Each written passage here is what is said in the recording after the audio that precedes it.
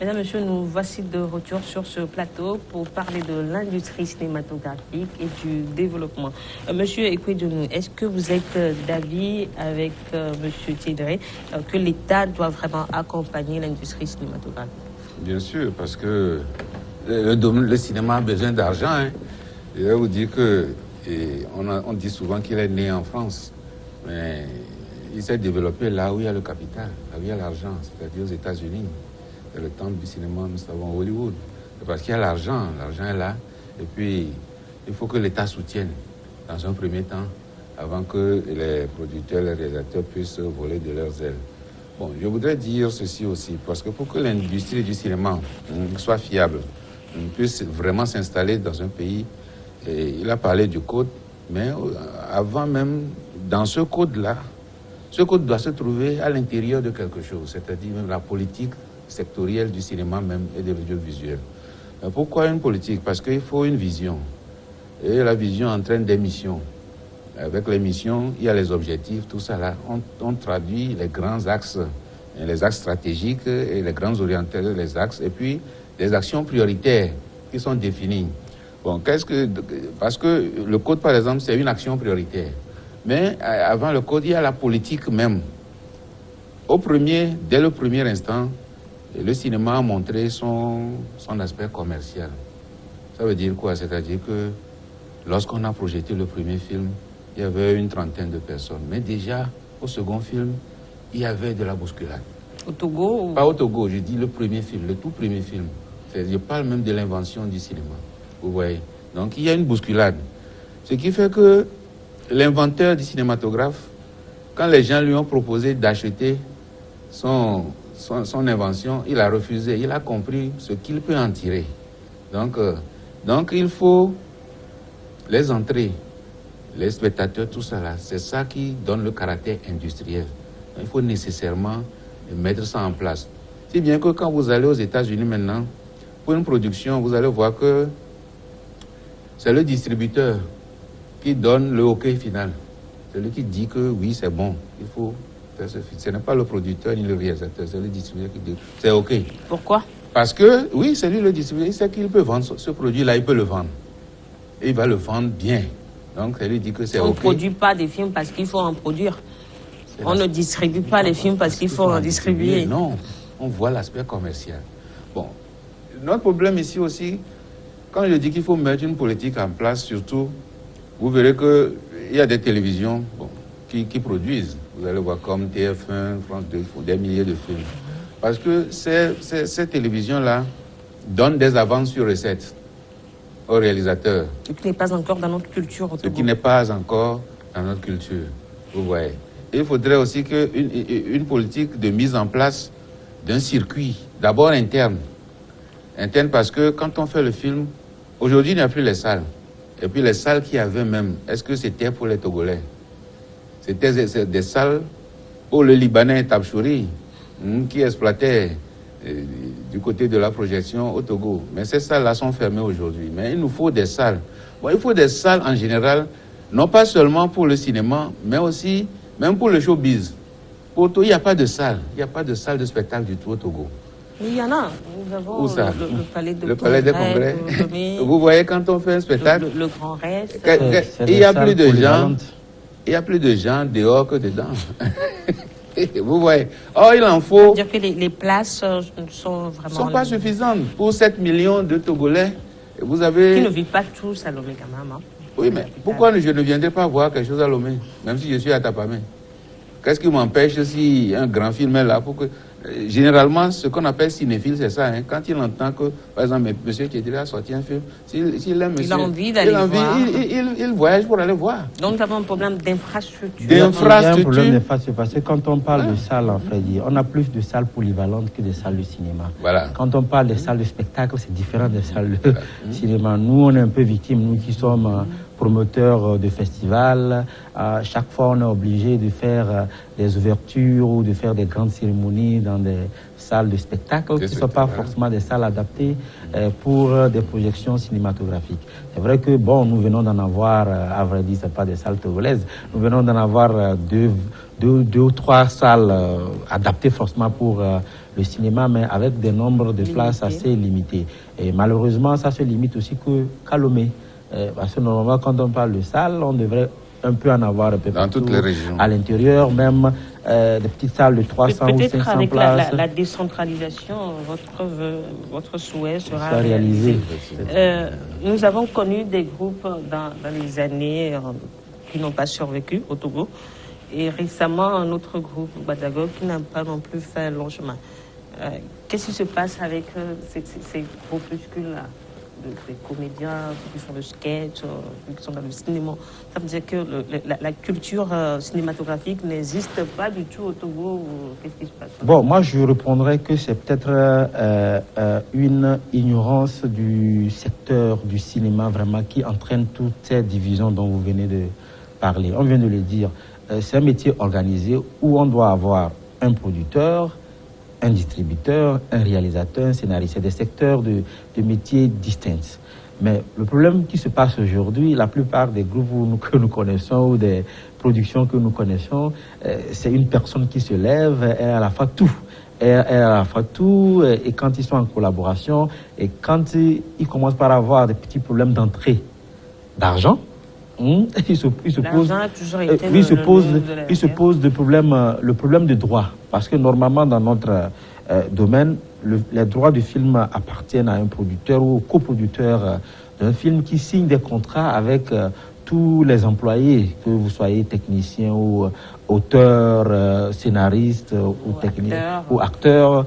On signe des droits, des contrats avec vous, on vous paye.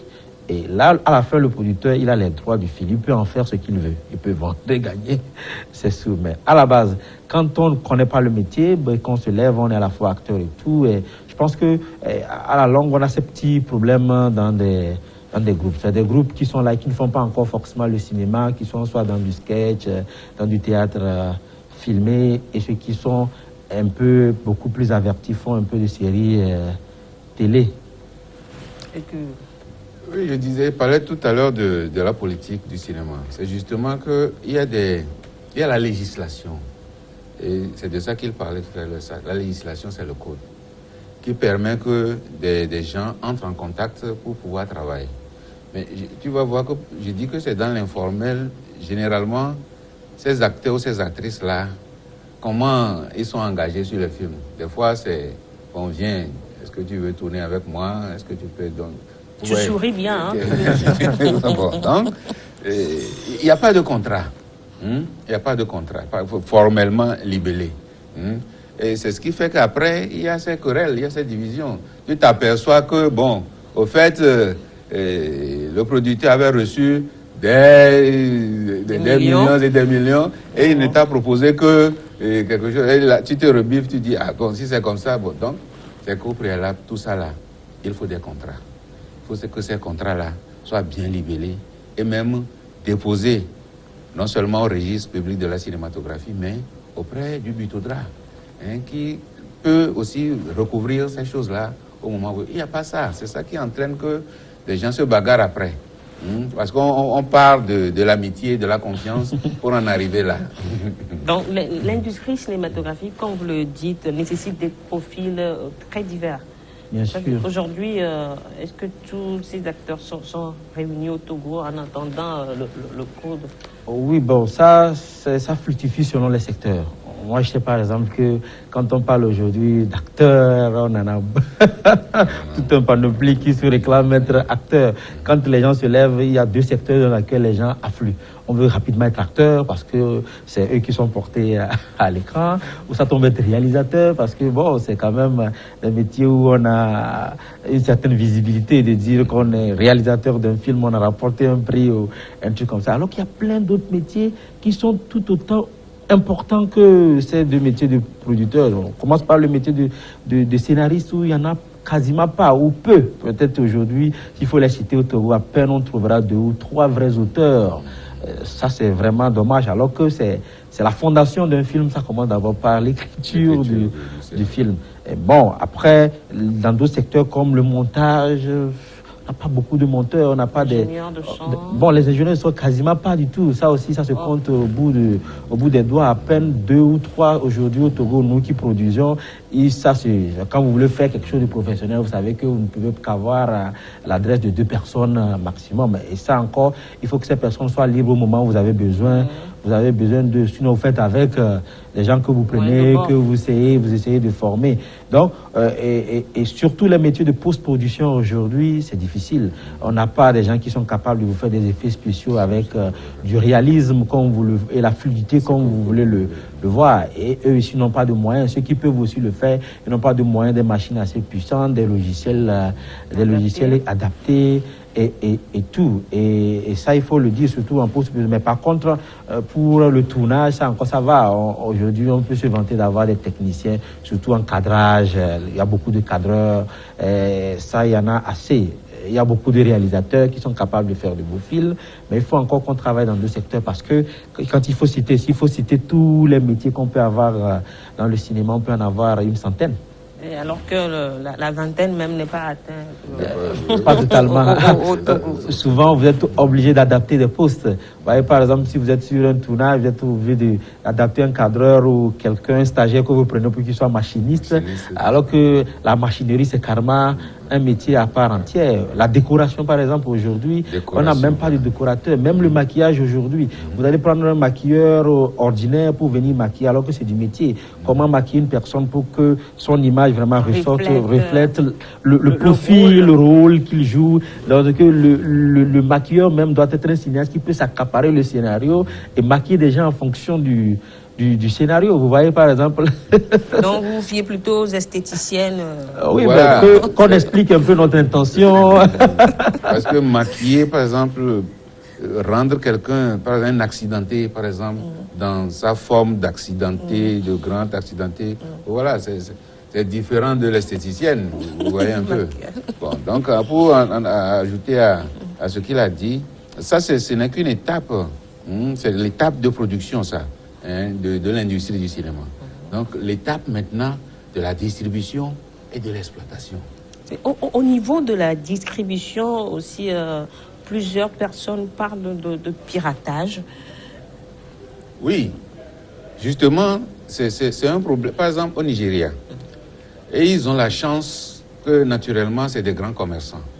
Et que les Aladji ont déjà... Naturellement, voilà. Donc, ont déjà des centaines de magasins. Tout au long du pays, et ils peuvent déjà écouler leurs produits sans qu'on... Bon, en attendant, je ne peux pas dire ça parce qu'il faut aller au grand marché pour s'apercevoir qu'il y a leur production qui abonde là-bas. C'est-à-dire qu'obligatoirement, la production est piratée. Ouais. Oui, mais après le Nigeria, ils ont la chance d'être nombreux. Le Nigeria, c'est environ 200 millions d'habitants. Quand vous faites une production... Ils arrivent à rentabiliser. Parce que le reste ne soit piraté. Si bien que le piratage ne les dérange pas tellement. Bon, généralement dans le monde aussi c'est ça. Le piratage ne prend qu'environ 8 à 10% du total. Bon. Mais le problème aujourd'hui c'est le manque de salles qui fait que c'est la télévision qui aujourd'hui devient le client numéro 1 du cinéma. Ouais, c'est la télévision qui est le client numéro 1 du cinéma. C'est pourquoi les 2 secteurs se rencontrent. Et beaucoup plus, les gens vont beaucoup plus aujourd'hui aux films télévisuels, c'est-à-dire aux séries et aux feuilletons, plutôt que... Parce que là, on a la chance de vendre à une télévision. Mais c'est ce que nous disons, qu'au moins, si les télévisions, par exemple, de l'UEMOA ou bien de la CDAO peuvent constituer un circuit de distribution, c'est déjà une bonne chose. On peut rentabiliser ces productions-là. Ouais. Quelle collaboration pour que cette industrie cinématographique soit vraiment le moteur du développement de la CDAO de l'UEMOA? Donc il faut qu'il y ait une collaboration entre les professionnels et puis le politique. Ça, c'est important. Et aujourd'hui, c'est ce que nous sommes en train de faire en nous regroupant dans des fédérations ou des associations. Donc, si on le fait comme ça, si chaque pays le fait, parce que chaque pays est en train de le faire, on a même la FEPACI qui est une fédération panafricaine des cinéastes. Eux, ils arrivent à apporter les préoccupations des cinéastes auprès des politiques de chaque pays qui ensuite est relevé jusqu'au niveau sous-régional et continental. Donc, c'est la seule collaboration qu'on peut faire parce que nous, quoi qu'on dise, le piratage, vous venez de parler, pour que le piratage soit éradiqué, il faudrait que le politique nous soutienne à travers des tests, à travers même la percussion ou bien l'arrêt des gens qui essaient de le faire pour que ça marche. Donc tout ce qu'on essaie de faire aujourd'hui, de financer des gens qui peuvent traquer, des gens qui font le piratage. C'est-à-dire de créer des brigades. Anti-piraterie. Comme il y a des brigades contre la drogue. Voilà. Voilà. Et donc, nous avons ces préoccupations que nous soumettons quand même aux politiques qui se chargent maintenant de faire le reste. On ne peut pas tout faire. C'est pour ça que vous allez constater aujourd'hui que l'industrie du DVD est totalement en déclin, puisque le DVD se pirate facilement. Donc tout le monde se rejette maintenant à la télévision parce qu'on est au moins sûr que bon, si une télévision rachète son œuvre, on peut avoir une recette et rentabiliser un peu. Donc c'est pour ça qu'il faut qu'il y ait des salles. S'il y a des salles, on sait qu'on a des exploitants qui vont acheter. Les gens n'auront pas accès à ces films, ils iront forcément les regarder en salle. Voilà. Les Nations Unies font à plusieurs reprises référence à l'interdépendance entre la culture et le développement durable. Comment est-ce que le secteur de l'audiovisuel en Afrique et particulièrement au Togo peut contribuer à la réalisation des objectifs de développement durable? Oui, aujourd'hui, nous voyons que le monde est sujet à beaucoup de crises, de la crise même, que ce soit au niveau de l'agriculture, au niveau de la médecine. Vous voyez qu'il y a des produits